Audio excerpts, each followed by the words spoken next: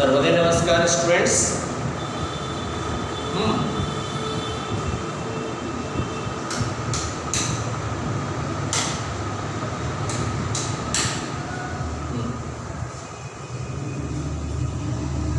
सर्वोदय नमस्कार students.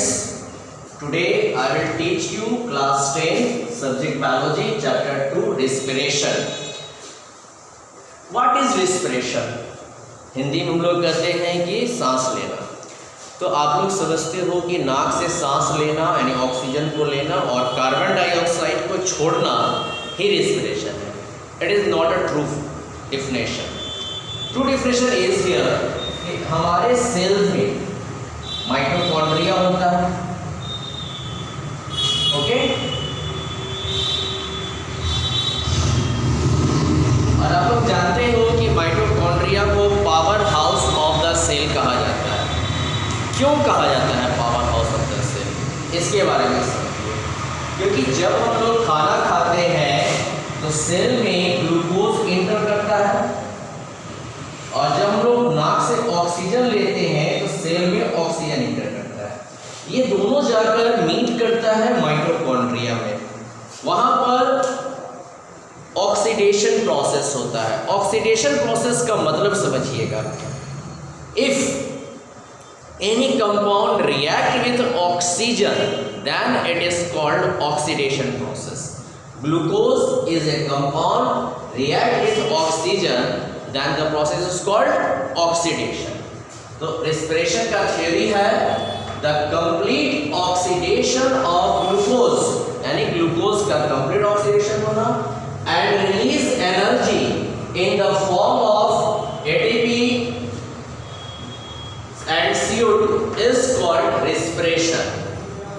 It is occurs in the cell, that's why it is called cellular respiration. It is also called aerobic respiration due to the presence of oxygen. ये process cell के अंदर होता है, इसलिए इसे cellular respiration भी कहते हैं। और ये प्रोसेस ऑक्सीजन के प्रेजेंस में होता है, यानी ये रिस्पिरेशन का प्रोसेस ऑक्सीजन के प्रेजेंस में होता है, इसलिए इसे एरोबिक रिस्पिरेशन कहते हैं। Here glucose C6H12O6 react with 6O2 then form 6CO2 plus 6H2O plus 38 ATP. ATP is the currency of energy.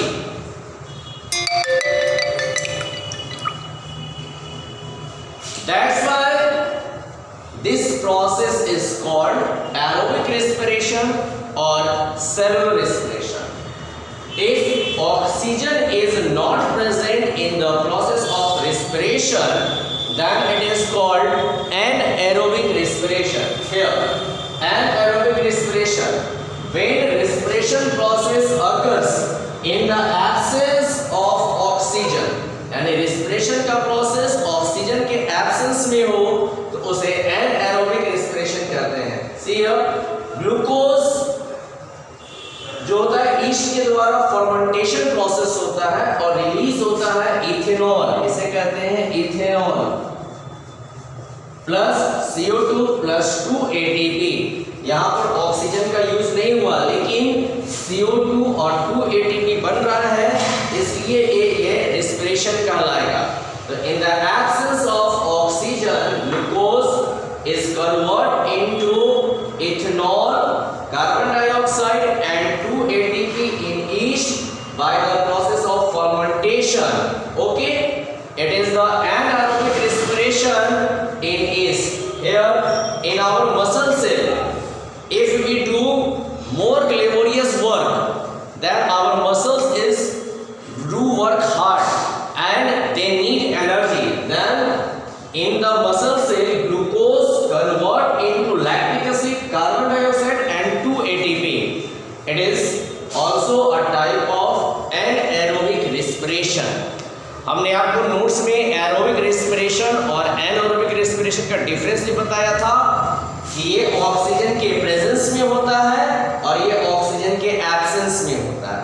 Okay, इसमें 38 ATP एनर्जी रिलीज होती है, इसमें 2 ATP एनर्जी रिलीज होती है। ये प्रोसेस हायर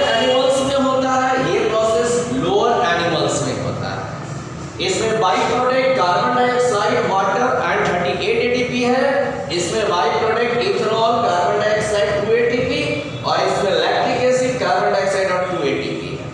ये एरोबिक रेस्पिरेशन और एनएरोबिक रेस्पिरेशन का डिफरेंस हुआ। In next class we explain the respiratory system of human beings. Goodbye, have a good day.